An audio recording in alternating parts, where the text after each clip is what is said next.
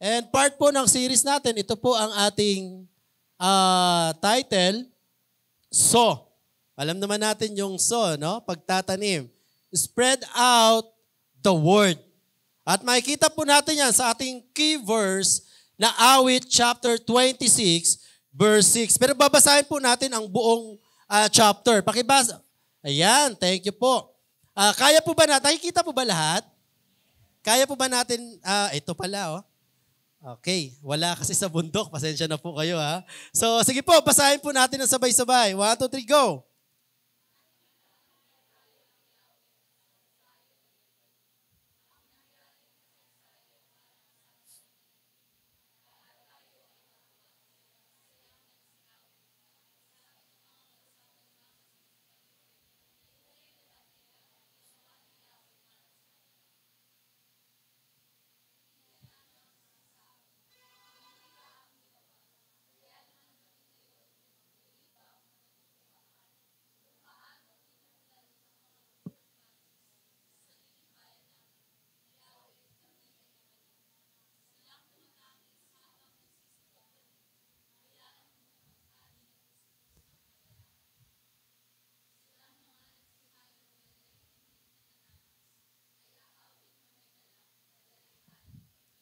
Amen. So, kaunting background po ito sa awit na ito, no?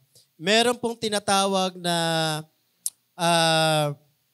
book or Song of Ascents na kabilang itong chapter 126. No, meron pong 15 chapters na tinatawag na book of Ascents or degrees pataas.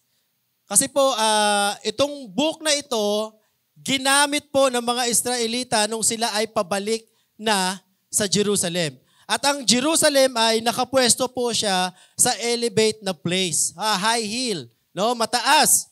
So, ito pong Awit chapter 26 and mula chapter 120 to 134, ito po yung tinatawag na Book of Ascents kasi ito po ang nire-recite nila habang sila ay umaakyat patungong Jerusalem. Bakit? Sila po ay sinakop ng Babylonia. No? Sinakop sila ng Babylonia dahil po sa katigasan ng kanilang ulo. Okay? Una, merong pong idolatry na nangyayari sa Israel. At siguro nababasa naman natin, no? Throughout the Old Testament, no? Lagi nating nababasa ang paulit-ulit na kasalanan ng mga Israelita.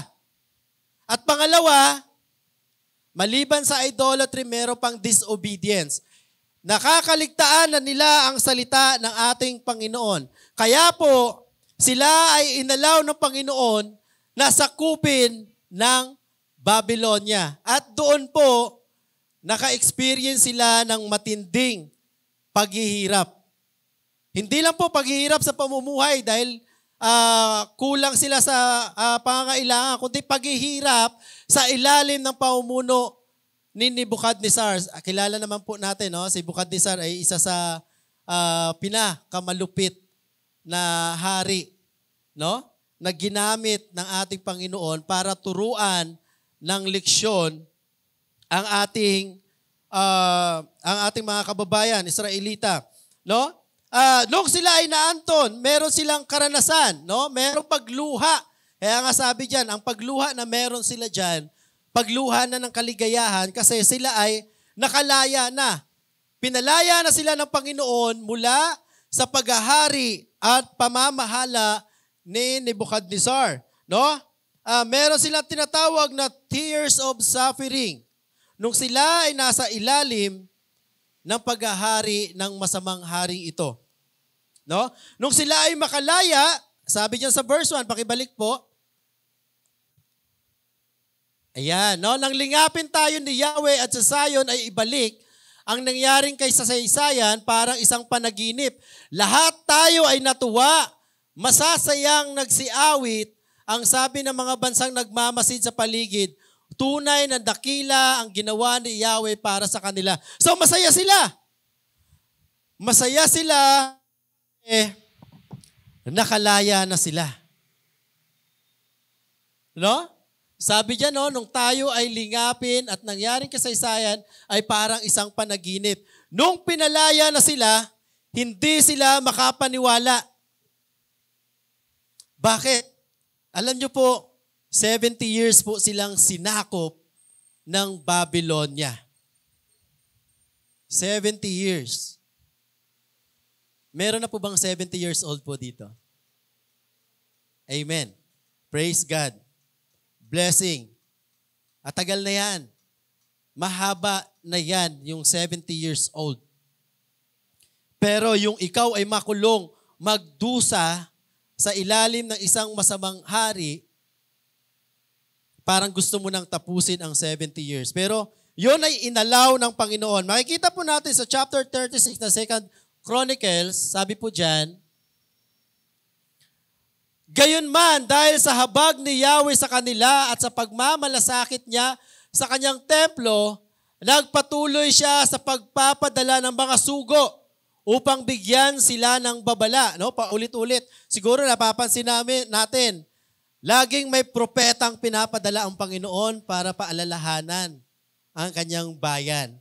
O kaya baka naman sa atin, may mga lingkod na pinapadala si Lord para tayo din ay palalahanan. Okay? Huwag po natin i-ignore.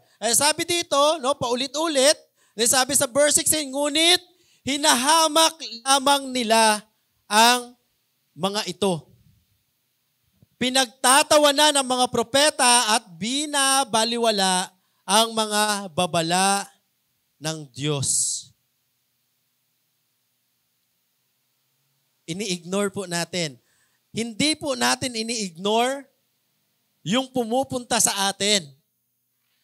Ang ini-ignore po natin, yung mensahe ng Panginoon. Kaya nga, pagka pupunta kami sa ibang lugar, lalo't kapag nagba-Bible study kami, ang lagi po namin sinasabi, salamat sa pagpapatuloy nyo sa Panginoon. Kasi hindi po kami yun eh. Kaming mga pastor, hindi yon. Yung dala-dala namin, yun ang pinatuloy. Okay? So kaya sila ay pinahirapan ng Panginoon. Sabi po sa verse 17, karugtong, dahil dito'y umabot sa sukdulan ang galit ni Yahweh sa kanyang bayan at hindi na sila makaiwas sa kanyang pagpaparusa. Dahil dito, ginamit niya ang hari ng Babylonia upang patayin sa tabak, maging sa loob ng templo, ang kanilang mga kabataan. So imagine that. Even the young ones were killed, no, because of their disobedience to God. Wala itong iginalang binata man o dalaga kahit ang matatanda. Walang babae-babae. Walang bata-bata, walang matanda. Next. Ipinaubaya sila ng Diyos sa kapangyarihan ng hari. Lahat ng kagamitan, malalaki at maliliit, sa loob ng templo ni Yahweh, pati ang kayamanang naroon. Gayon din ang sa hari at mga opisyal nito ay dinala sa Babylonia.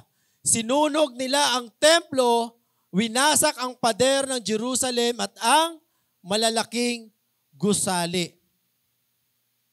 Inalaw ng Lord na sila ay sakupin. Hindi yun basta sinakop lang sila. Throughout the Old Testament, kapag ka ginusto ng Panginoon na pagtagumpayin ka, magtatagumpay ka sa lahat ng laban at pagsubok. Pero pagka inalaw ng Lord na sakupin ka, ibagtak ka, babagsak ka.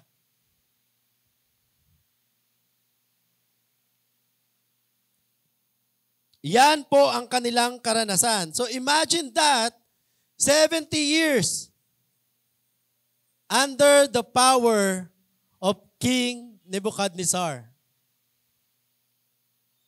Haba no? Matindi ang hirap na kanilang pinagdaanan, tumatangis, umiiyak. Kaya yung sinabi ng verse 1 kanina, nung makalaya sila, wow, Lord, hindi kami makapaniwala, no? yung parang panaginip, sabi doon. Sabi sa verse 1, no?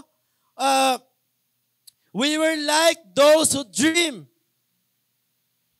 Dahil sa sobrang ganda nung pangyayari na yon, after 70 years, parang hindi kapanipaniwala na sila ay lalaya na. No? It's too good to be true. Hindi na to totoo. Pero totoo. O tingnan mo yung katabi mo, totoo ba yan? Baka hindi ka makapaniwala na nandito yan. No?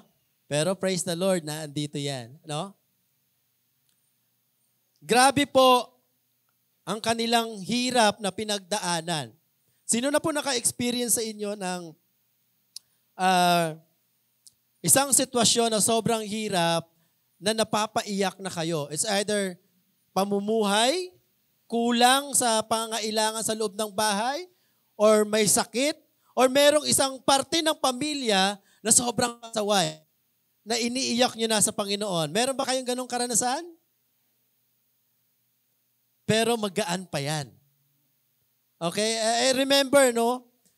Kanina, kunento ko, nung ako po kasi may uric acid, pero malakas pa rin sa soft drinks, malakas pa rin sa kape. Ang hirap eh. Bakit ganon? Ang hirap iwasan ng kape. But anyway, no? Tumaas yung acid.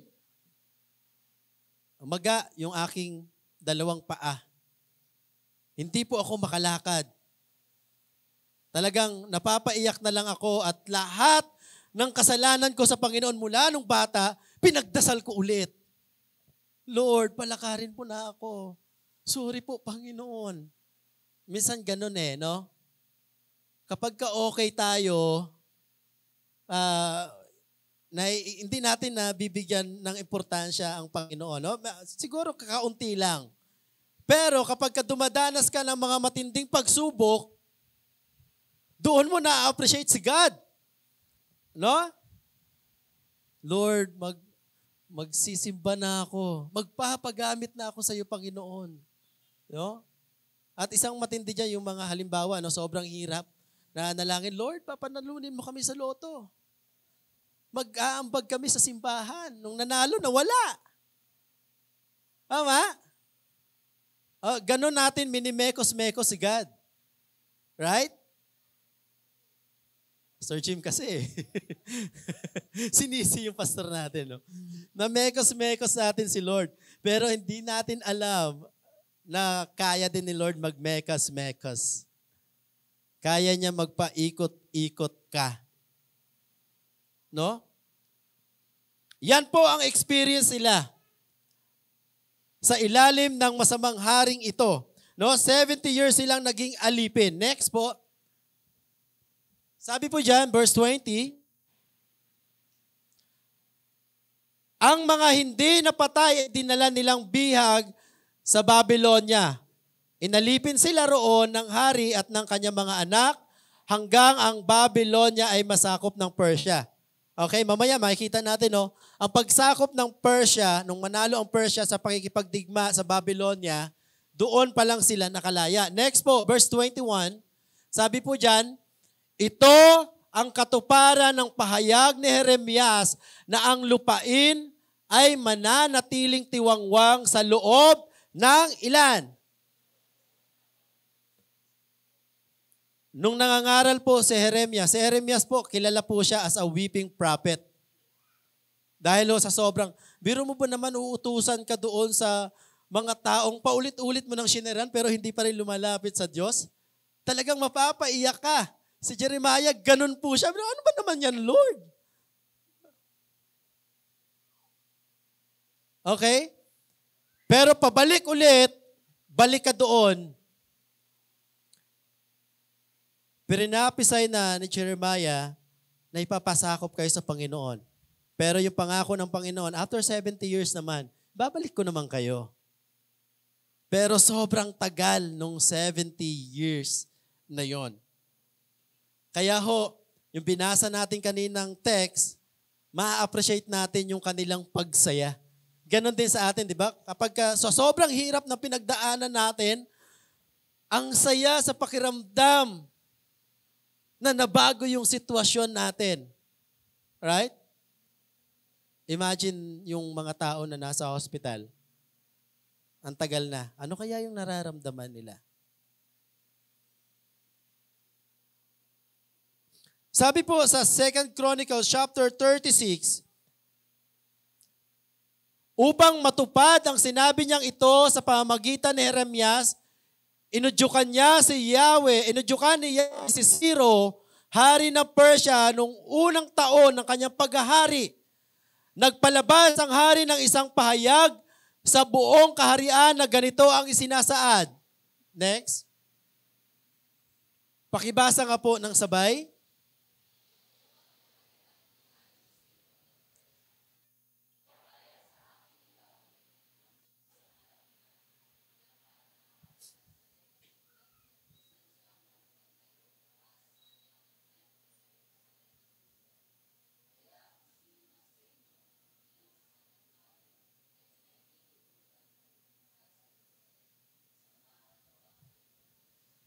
Amen.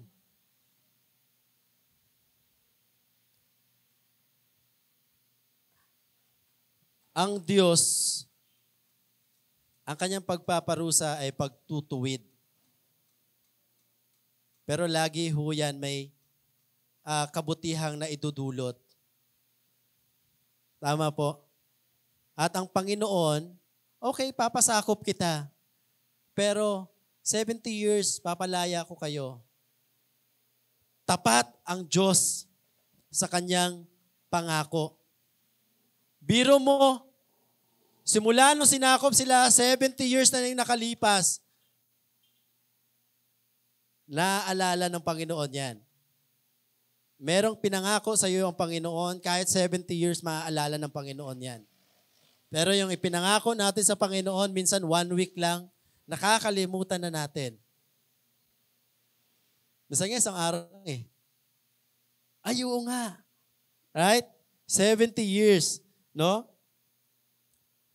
And then, sabi sa verse 24, 23 lang pala ito. Okay? So sabi sa 2 Chronicles chapter 36, ito na yon. Sorry. Ito ang payag, next po, meron po yan.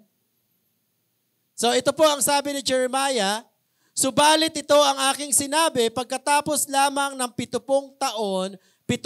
taon ng pagkabiyag sa Babylonia, muli kong ipadarama ang pag-ibig ko sa inyo.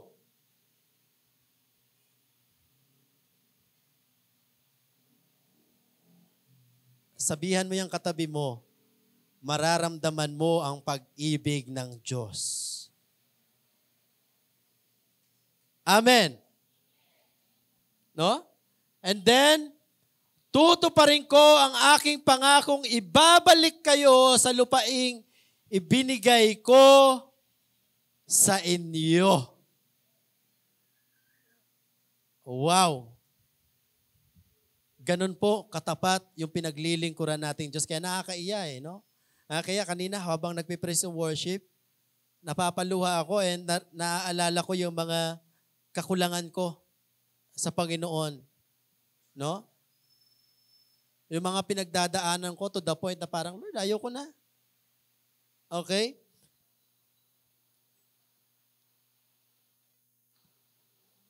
Sabi po ng 2 Chronicle,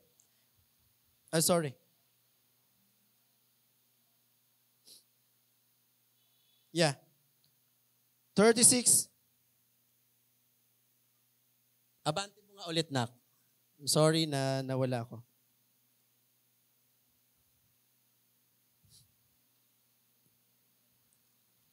So, yan. No? Ang purpose kung bakit sila ay pinalaya ng Panginoon. No?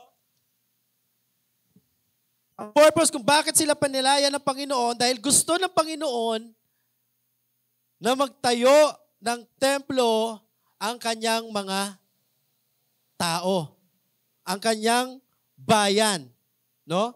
At sa pamamagitan ni Haring Ciro, sila ay pinalaya pabalik sa kanilang bayan. Pero pagbalik nila, anong nadatnan nila?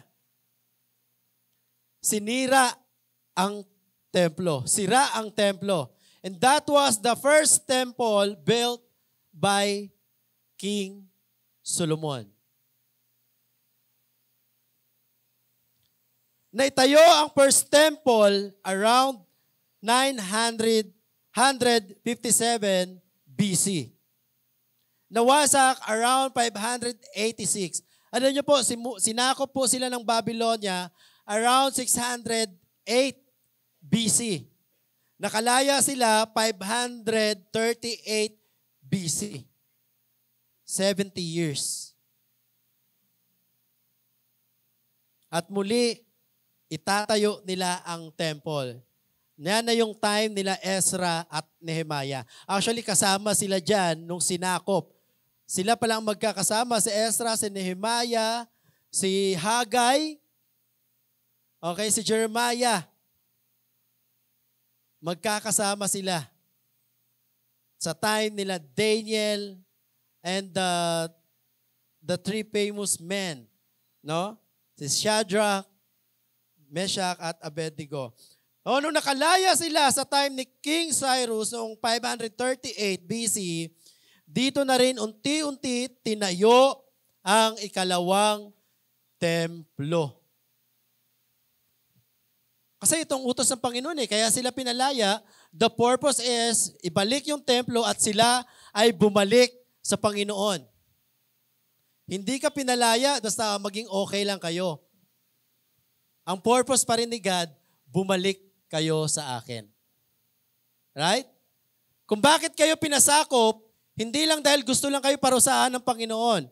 Dahil ang plan talaga ni Lord, yung kanyang bayan bumalik sa kanya. Kung meron pong nagbalik loob dito, praise the Lord. Amen? Tinupad ng Diyos ang kanyang pangako sa kanyang bayan. Ayon sa sinabi ni Jeremiah. Kaya pagbalik nila paakyat, makikita po natin sa verse 1 to 3 ng chapter 26, no, nakita natin ang saya-saya nila. No, habang naglalakbay paakyat sa Jerusalem, nagtatawanan, no? Sumisigaw ng may kagalakan. Yun ang kanilang naramdaman. Nakaranas na kayo ng sobrang galak? Parang hindi mo ipaliwanag kung bakit. Yan po ang naramdaman nila. No? Di sila makapaniwala na malayang-malaya na sila. And that is the first restoration. Ang unang restoration, ibinalik sila ng Panginoon sa kanilang bayan. Pero yung problema, anong meron sa kanilang bayan? Wasak. Walang buhay. 70 years, walang tao Nakatiwangwang. Giba-giba. No? Kaya pagdating ng verse 4, sabi sa verse 4, ito yung panalangin ng restoration pa na maibalik sa dati ang kanilang lupa.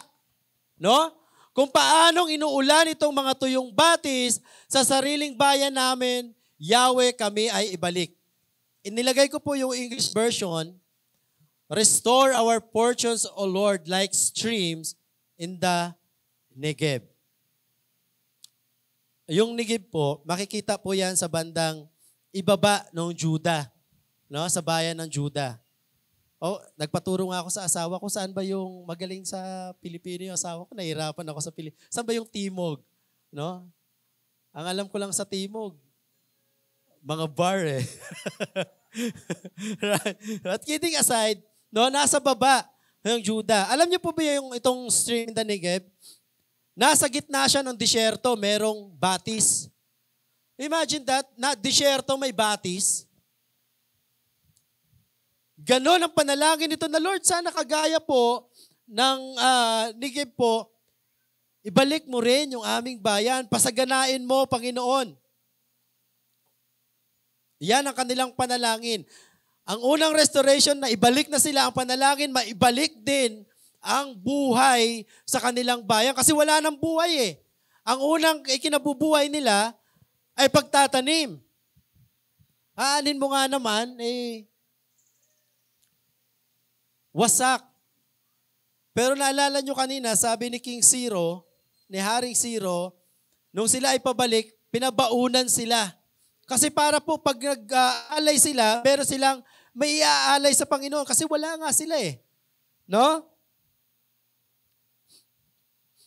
So ito ang kanilang panalangin na ma-restore muli ang kanilang bayan dahil tuyo at walang buhay.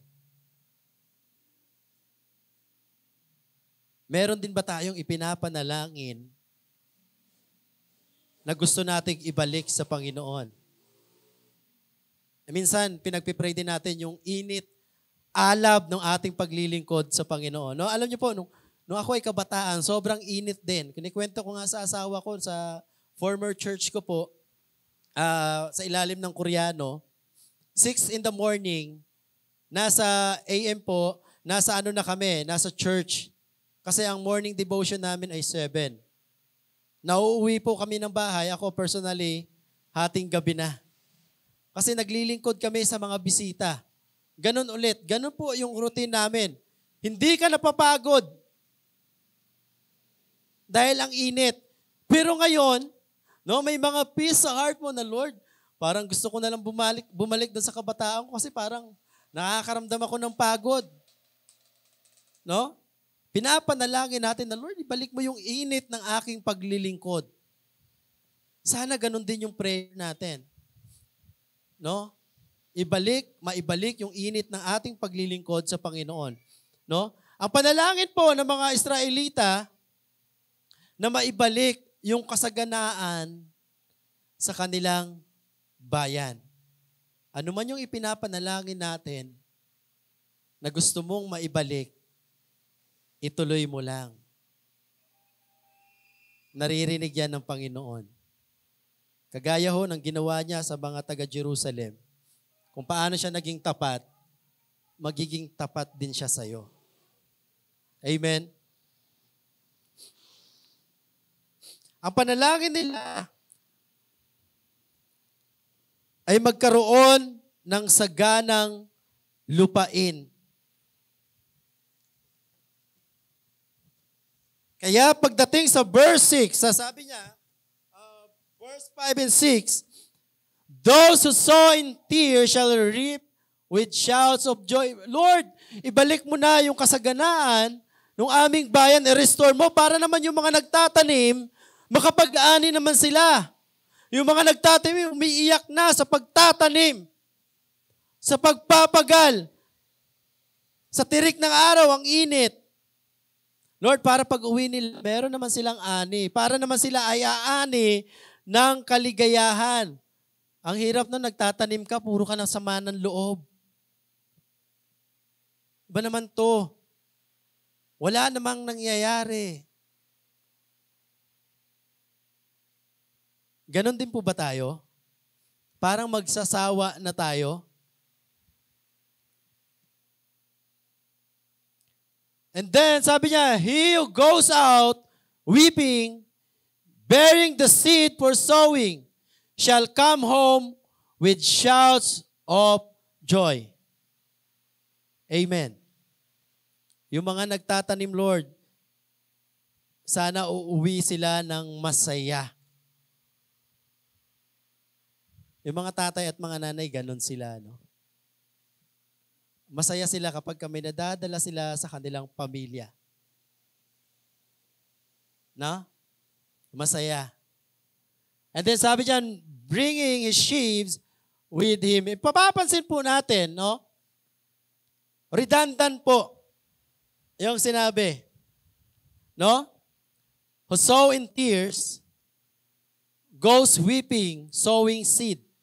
Sowing, tears, weeping, pareho lang. Right? And then, the reward, shouts of joy, kagalakan. Hindi po madali ang magtanim, no, sa mga farmers. May mga nagtatanim po dito. Amen. No? Ang haba ng proseso bago po maihagis o mailagay ang mga binhi. No? Iko-cultivate mo pa yung lupa. Naalala ko po yung aming sa foundation, meron kaming 3 months training. 6 months training. Ginamit niya yung agricultural way ng education. Asawa po ni Pastor Jim sa IJSL, Pastor. Professor niyo yata, Pastor Jim, CCF. Welchel. Apo. So ginamit niya po yung agricultural way sa education. In the same way, no, ang haba ng proseso, babasain mo yung lupa para mas mabungkal mo, bubungkalin mo ng bubungkalin, tatanggalin mo yung mga basura o mga ugat-ugat, kung ano-ano pa yung mga buhay dyan. No? Mahaba ang proseso bago po sila makapagtanim ng binhi. At pagtanim ng binhi, ang haba din ng paghihintay bago yung ani. Kaya talagang mapapaiyak ka. Hindi madali ang resulta. No? Talagang mapapaiyak ka. Si Paul, madalas siya ginagamit na illustration yung mga farmers. Kasi maganda ang itinuturo ang buhay ng mga farmers. No? Natuturuan ka maghantay. Yung pasensya mo, yung pagtsatsaga mo, pagsusumikap mo. Amen? Sabi ng author, para yung mga nagpapakahirap magtanim ay makapag-ani ng maayos at maging masaya. No, kasi ang panalangin nila, Lord, restore our land. No?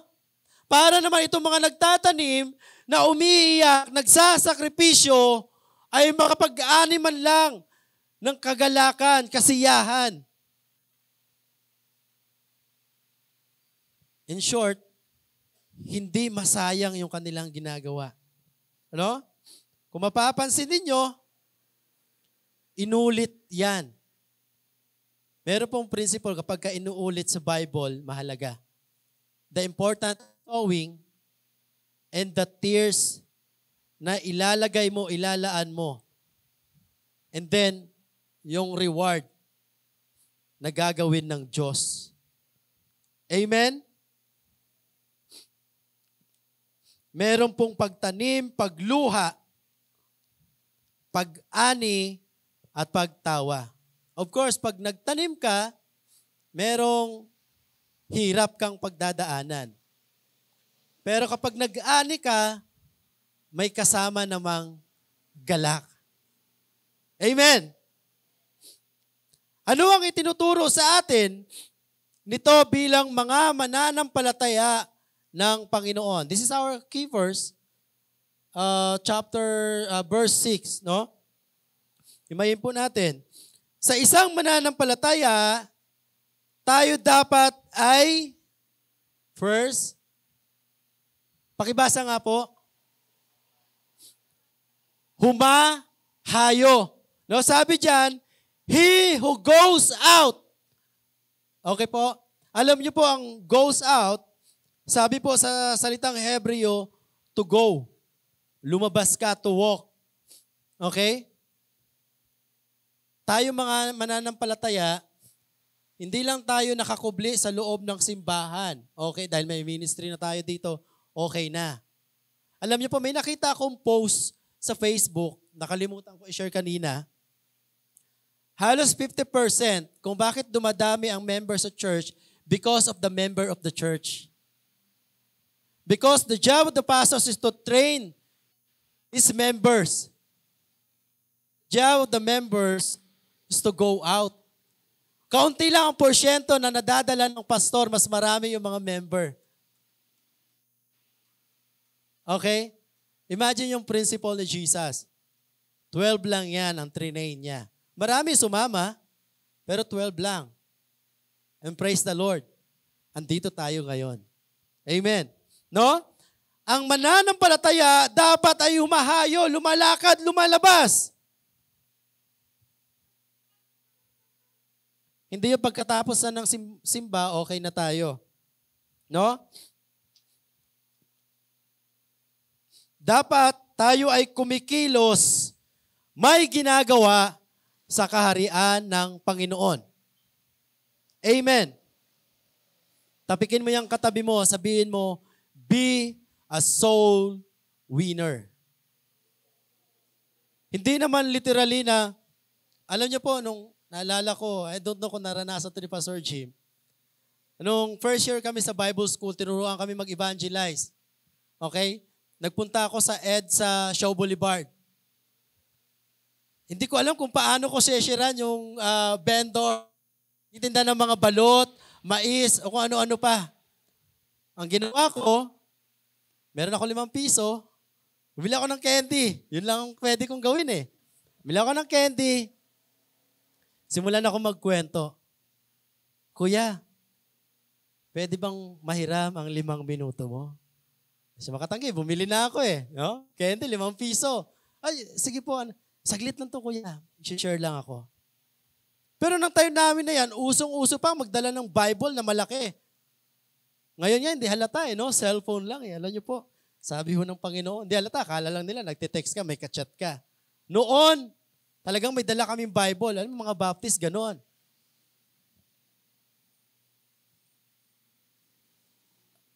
Evangelistic ang ginawa na. Nag-evangelism po kami. No? And experience once, umakyat ako sa bus. At first time ko, wala pala talagang bayad yung mga nag-evangelize. Oo. Ay, kuya, mag-share lang po ng gas. Huwag po kayo mag-alala, hindi po ako manghihingi. Kasi dahil nangihingi ganun eh. Once ko lang po naranasan yon. At ang gagawin ko sana, ngayong mga taon, yung nasa jeep naman, hindi po ako masamang tao. Pero hindi. Hindi kasi, no? And that is our job. Hindi po yan suggestion. Right? Command po yan. Utos. Ibig sabihin, gawin po natin. Oh, alam mo, suggest ko sa'yo, humayo ka. Hindi ganon. Humayo ka. O tapikin mo yung katabi mo, humayo ka.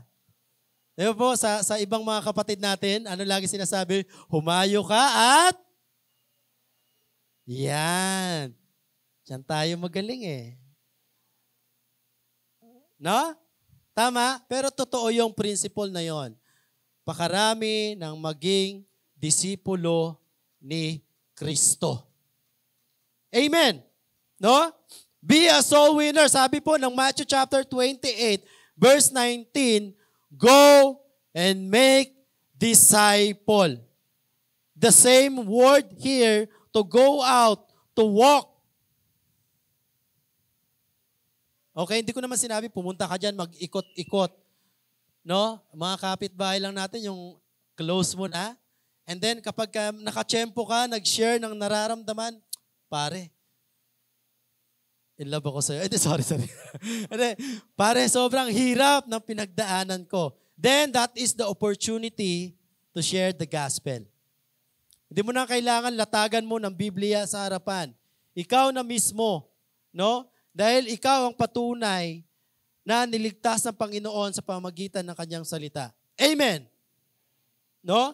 To go out, be a soul winner.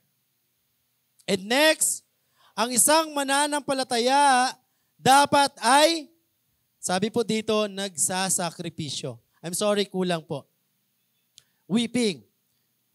Weeping is the result of sacrifice. Alam natin yan, no? Parents, marami yan. Specifically, mother. Tama? Maraming sakripisyo. Hindi lang halata yan. May kulay ang buhok eh. Praise the Lord. No? But kidding aside, weeping is the result of sacrifice. Kaya itong mga farmers, no? Talagang grabe yung kanilang pag-iyak habang sila ay nagtatanim. Hindi lang pagod, init, kundi yung mga pawis na pumapatak para sila mayroong anihin. No? So dapat tayo naglalaan din ng sakripisyo. Ang ginamit po dito na term, no? Baka. O baka naman. Sa salitang Hebreo, baka. No? Means to weep in grief. Yung masidhing. No? Nararamdaman. No? Parang may nakakahiya. Sabi po ng Luke chapter 19 verse 41 to 42, wala po dyan. Okay, sabi po dito, nang malapit na siya sa Jerusalem at natatanaw na niya ang lungsod, ito'y kanyang tinangisan. No? Si Jesus, nakita niya yung bayan ng Jerusalem. Sinabi niya, kung nalalaman mo lamang sa araw na ito, kung ano ang makakapagdulot sa iyo ng kapayapaan. Ngunit ito'y lingid sa iyong paningin. Kung paano ang pagmamahal ng Panginoon sa Jerusalem. Iniyakan niya.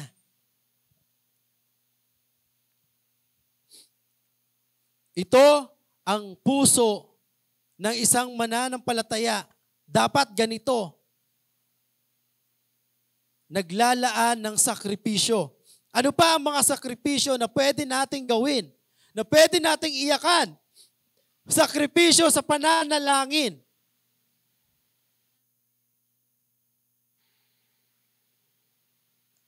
Minsan panalangin natin maiksi lang.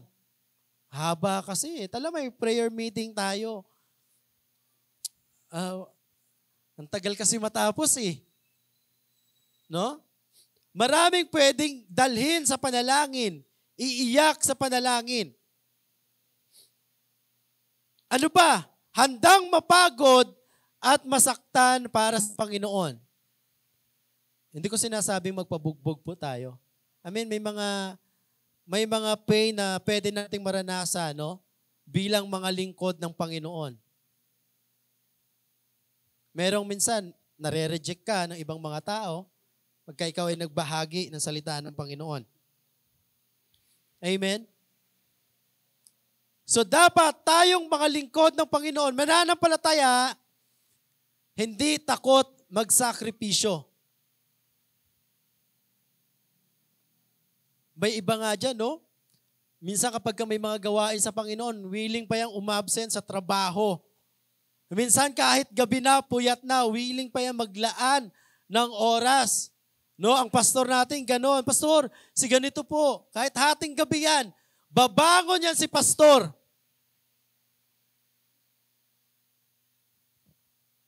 Para sa kanyang mga tupa. Isa lamang yan sa mga sakripisyo na gagawin ng isang lingkod.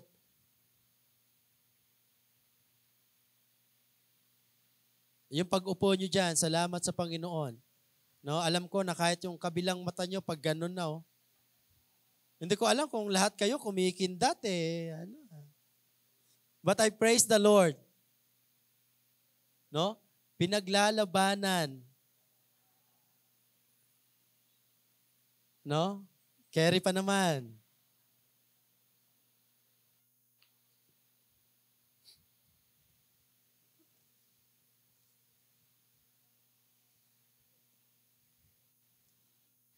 Hindi ka magiging masaya sa harvest dahil alam mo, wala kang tinanim na sakripisyo. Alam po, iba po ang galak na mararamdaman ng isang taong naglalaan ng sakripisyo. Tama? Biro mo yung taong ipinapanalangin mo for ilang years. Sorry ha. Umaagos streets. Sorry.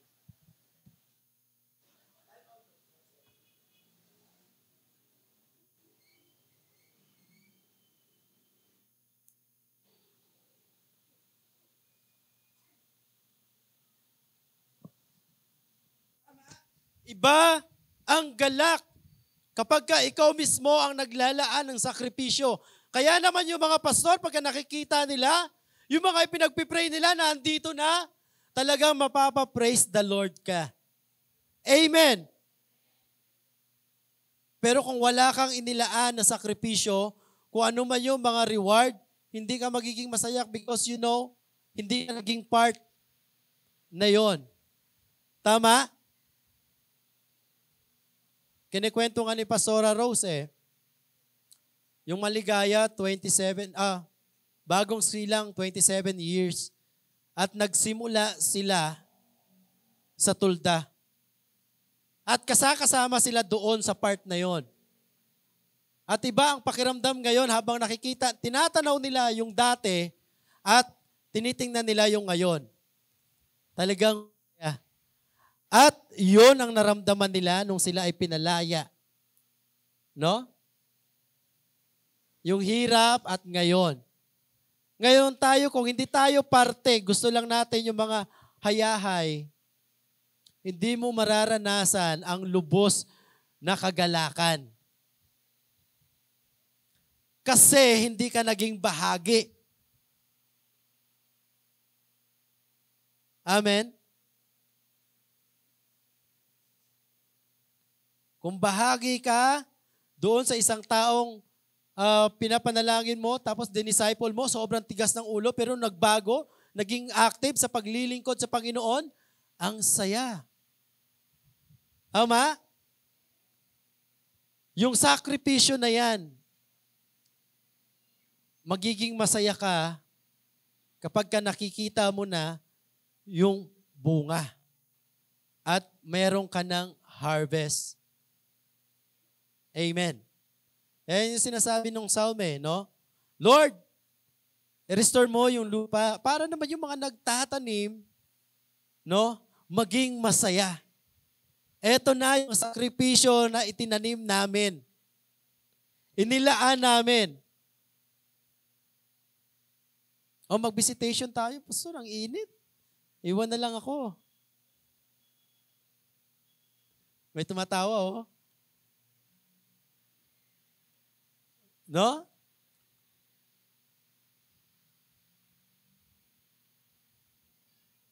So dapat tayo ay maglaan ng sakripisyo para sa kaharian ng Panginoon. Sabi po ng 2 Corinthians chapter 15 verse 58.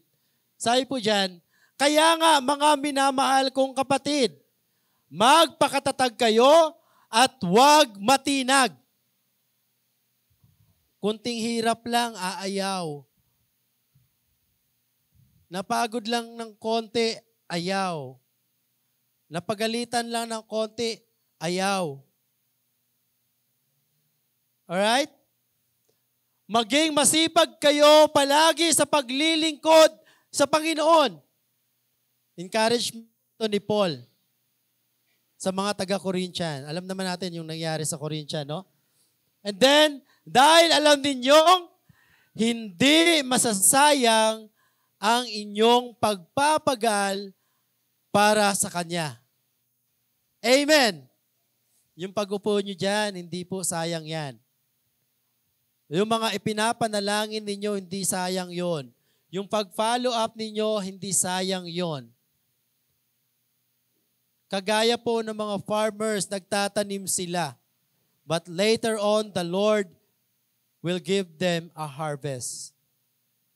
And the same way sa atin.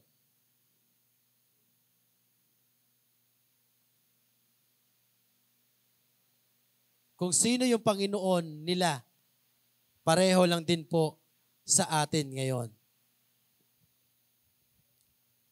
Huwag po tayong mapagod. Huwag po tayong magpatinag. Walang sayang sa Panginoon.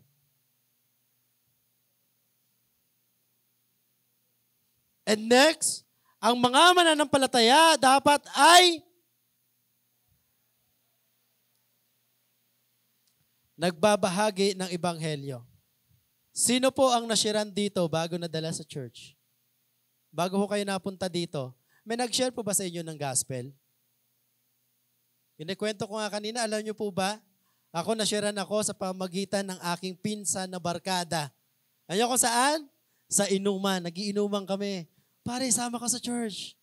Ano meron? Ang daming pagkain doon. Ang daming magaganda, mga Koreana o talaga. Pagdating ko po doon, iba-iba. Meron China, may Chinese, may mga Korean. No? May mga Myanmar. Pagdating ko doon, nananalangin sila. Grabe sila mag-pray. Ang ingay, talagang bubulabugin yung building. Ganun po sila manalangin. Nakakita na ba kayo ng mga Korean na nanalangin? Talagang nandun yung heart nila when it comes prayer. At yun ang itinuturo nila sa amin. No? So biro mo, napunta ako sa church, yung ginamit, pagkain, tsaka magagandang Koreana. Pareho pa kami manginginom yan. Usapang lasing. Okay? Nung sinishiran niya ako, nag-church na siya. Nung nadala ako sa church, naging youth pastor na ako, siya nagiinom pa din. Nagpapastor na ako ngayon sa biyaya ng Panginoon, siya nandun pa rin. Ang panalangin ko na sana makita niya yung katotohanan. Pero nagpapasalamat ako sa Panginoon, ginamit siya. No? Imagine that, si Satan nga. Si King Nebuchadnezzar, ginamit ng Lord. Si Satan kay Job. Meron yan joke yan, hindi ko maalala eh. Merong isang babae nagpapakain, no? Parang nagbibigay yata ng blessing. Sabi niya, ay salamat, kahit pala si Satanas ginagamit ng Panginoon. Binigyan siya nung kaaway niya pala yung nagbigay sa kanya. Ano? Hindi ko makuha yung exact pag-deliver, no? Pero gagawin ang Lord kapag ka ikaw ay gusto niyang baguhin. Amen? Kaya dapat ganun din tayo, no? Dapat tayo nagbabahagi ng ebanghelyo. Sabi ko nga kanina, hindi naman kailangan meron kang latag-latag na Bible. Sabi po sa verse, yung buhay mo, isa na yan sa patunay. No? Kwentuhan lang. Pagka meron ng kapalagayan, naging magkaibigan na kayo, merong isang moment na kanyang buhay na magkakaroon ng pribilehiyo maipasok ang salita ng Panginoon. Amen. Huwag po tayong matakot na ibahagi ang ebanghelyo, no? Sowing seed. Magkaroon tayo ng kahabagan sa mga taong di pa lumalapit sa Panginoon. Una na dyan yung family natin. Kanina kinikwento ko po, way back 2013, 15, 2013, 12. No, yung kasama ko po, yung family na, buong pamilya kami, nagsisimba. Ang saya sa pakiramdam. Ang saya na kami ay magkakasama na nagpupuri sa Panginoon. Pero napaka-iksila ng panahon kasi natisod sila. Dalawa ho kami ng kapatid ko ang nagpapatuloy. Yung isa, sa praise and worship siya. Song lead. Nagigitara. Ako, dating na-disband. Sa banda rin ako dati. Not kidding aside, no? Yes, dalawa po kami ng kapatid ko ang nagpapatuloy. Pero alam niyo po, sa biyaya ng Panginoon, nung ako'y nagpapastor na, no, nakita ko yung parang nakakahiya na yung nare-recognize ng parent mo na ikaw ay pastor. Na parang baliktad na sila yung gumagalang sa'yo. Hindi, parang sa loob ng bahay, anak pa rin ako eh. Minsan nagtatanong siya, Nak, parang gusto namin magsimba sa'yo. Wag na, ang layo. Malayo po yung simbahan namin mula sa bahay. Kami po kasi sa mga bandang, meron kasi tinatawag na Lower Antipolo. Ito na yung mga parte ng SM Masinag. I don't know kung familiar kayo sa place. Boundary ng Marikina, Sumulong. Okay? And merong Upper Antipolo. Ito yung sa simbahan ng Antipolo. Tapos yung church namin sa Baras. Imagine kung papupuntahin ko yung mama ko, pag akyat pa lang mula sa bahay, paakyat ng kanto, ang bagal po yan. Bilang po yan maglakad. Parang penguin. Ganun po kabagal si mama maglakad. Medyo malaki ng konti yung mama ko at mabagal talaga siya maglakad. Pero araw-araw po yan namamalengke. Tapos pupunta pa, babiyahe pa, baba, sakay ng jeep. Wala naman kaming sasakyan. Sasakay ng tricycle, bababa. Sasakay ng jeep, bababa. Sasakay pa ng isang jeep, biyaheng Kiskisan, bababa. Sasakay pa ng tricycle, papasok.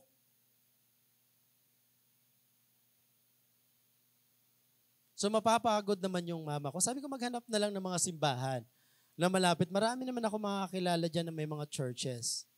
Pero ang nakakatuwa lang, sila na yung nagdi-desire na magsimba. Ako po, kahit pastor ako, never po ako nag-share sa kanila ng Word of God. Pero nakita po nila yung changes na parang hindi ka panipaniwala. Yung mga kapatid ko, yung parents ko, hindi na iniwala na nagpapastor na ako.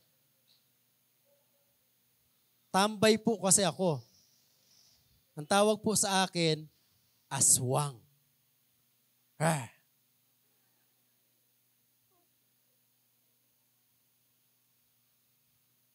Ang tambay po, gising sa gabi, tulog sa umaga. Tama? Parang mga paniki. No? Yan po ang buhay ko.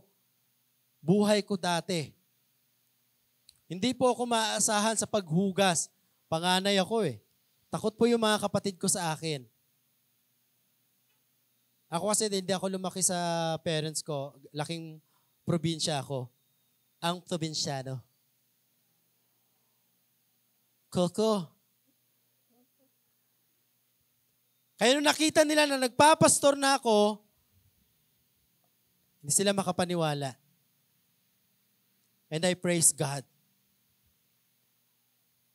Dahil doon sa isang kaibigan na nag-share sa akin na dala ako sa church. At eto ako ngayon sa biyaya ng Panginoon. And then sa family ko, praise the Lord. Hindi po ako nagsishare, pero nakita nila yung changes. Sabi ko nga sa inyo, kung ano yung nakikita sa inyo, hindi yan ng result mo. Result yan ng salita ng Panginoon na pinahalagahan mo. Kaya nakikita ay yung pagiging Kristiyano natin. Amen? Gusto ko pong sabihin sa inyo, ako po, hindi ko na-mention kanina, ako po ay anak sa unang asawa ni Mama. Ang gamit pong apelyido ko ay apelyido ng stepdad ko. I was 1 month old pa lang. Separate na yung parents ko. Yung mama ko ay katulong, and then yung papa ko ay anak ng isang principal. So imaginein mo, ganun ka-stricto ang lola ko. Ayaw niya kay mama. So, pinahiwalay. Ayaw ako ibigay ni mama. Ang nangyari, gusto ako ipanakaw nung grandparents ko. Matitinik ang mga lahi namin sa probinsya.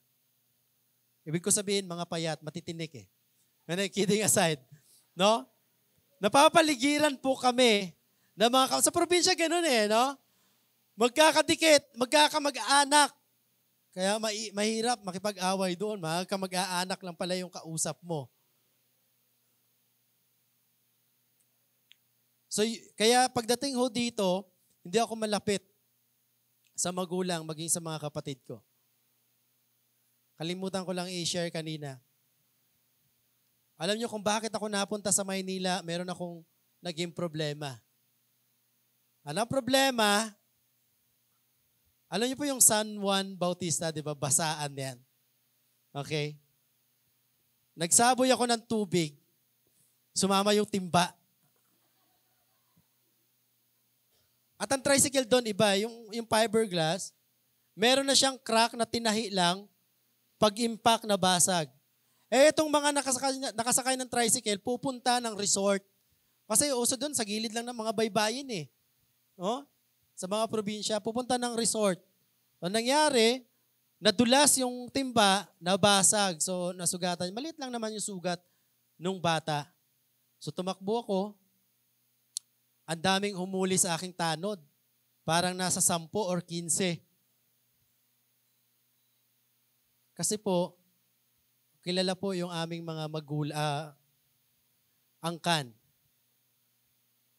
Mga mayayabang. I mean, talagang mga pasaway. Okay po? Hindi ko nakikwento yung iba. Baka matukhang tayo. Yun po.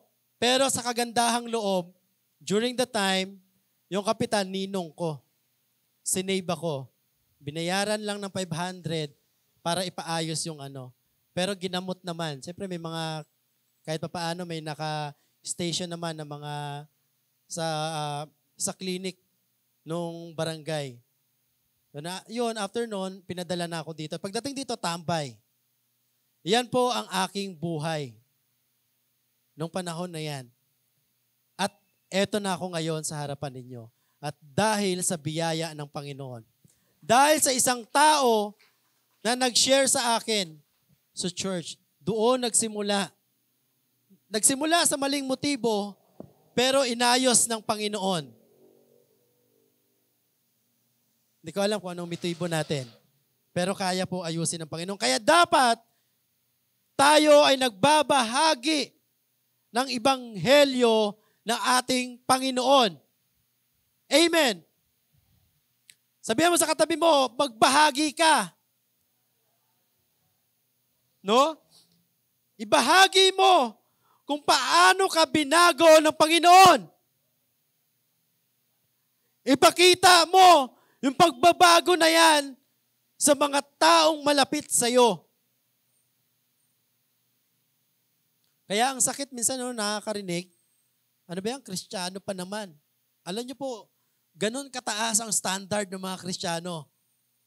Bakit sa iba, pagka nagkamali, okay lang. Tapos tayo, pag nagkamali, Kristiyano ka pa naman. Mataas. Highest calling. Ang maglingkod sa Panginoon. Amen. Ibahagi mo ang magandang balita ng kaligtasan, pero para marami pa ang maligtas para sa Panginoon. Sabi po ng Galatians chapter 6 verse 9, kaya huwag tayong mapagod sa paggawa ng mabuti, sapagkat pagdating ng takdang panahon, tayo ay aani kung hindi tayo susuko. Amen? Sabi po ng verse 6, di ba, sa ating key verse, sabi diyan, shall come home with shouts of joy, bringing his sheaves with him. Alam niyo po yung sheaves? Bugkos. No? Pagkatapos niya magtanim, sa tagal ng proseso na kanyang ginawa, hindi siya tumigil. Pag uwi niya, may dala-dala siyang bugkos ng palay. Kung hindi tayo mapapagod, humayo, magsakripisyo, magbahagi ng ebanghelyo ni Kristo, masataya tayong babalik, may mga kumpol na mga bagong kaluluwa para kay Kristo. Amen. Isa nga lang Isa lang. Nagbubunyi ang langit.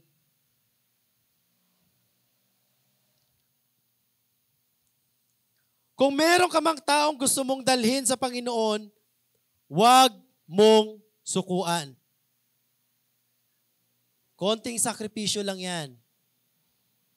Kaysa doon sa galak na mararamdaman mo pag yan ay nadala sa Panginoon. pag yan ay nakakilala kay Kristo. Amen. Patuloy lang sa pagtanim kahit mahirap dahil balang araw aani ka. At magdudulot sa iyo ng matinding kasiyahan na marami na ang lumalapit sa Panginoon. Praise God. Praise God. Sino po yung mga mag-asawa dito? Masaya po, no? Kapag mag-asawa kayo, no? At yung mga nanay lang, prayer nyo rin po ba na madala yung asawa nyo dito? Hindi, Pastor, yung asawa ko kasi nauna na kay Lord eh. But kidding aside, no, meron tayong desire na madala yung asawa natin, yung mga anak. No?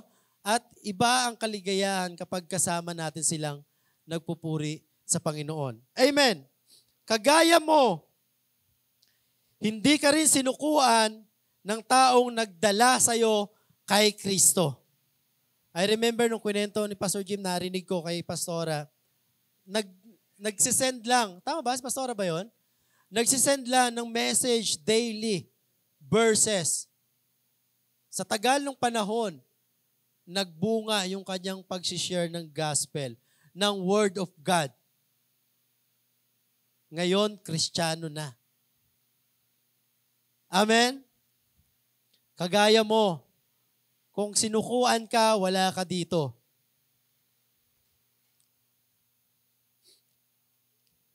Hindi ka iniwanan, kaya ka nandito ngayon. Kaya tayong mananampalataya, ilagay po natin sa puso natin kasi 'di ba, mission-hearted. Dapat ang pusong may misyon lumalabas. Humahayo, handang magsakripisyo para sa kaharian ng Diyos, nagbabahagi ng ebanghelyo para sa Panginoon. At yan yung pusong may misyon. No, paulit-ulit natin sinasabi dito yung mission natin. Ano yung mission natin? Reach out and make disciples for Christ. Paano ka mag-reach out? Di ka nga lumalabas. Pero isang patunay yon, no? Yung ginawa ni Pastora na nag-share ng Word of God. No? After ng mahabang panahon ng pagtatanim, pag-iyak, aani ka ng kagalakan mula sa Panginoon. Ang trabaho lang natin, magtanim, humayo. Si Lord na bahala sa result. Amen. Basta magpatuloy ka lang. Palakpakan po natin ang Panginoon.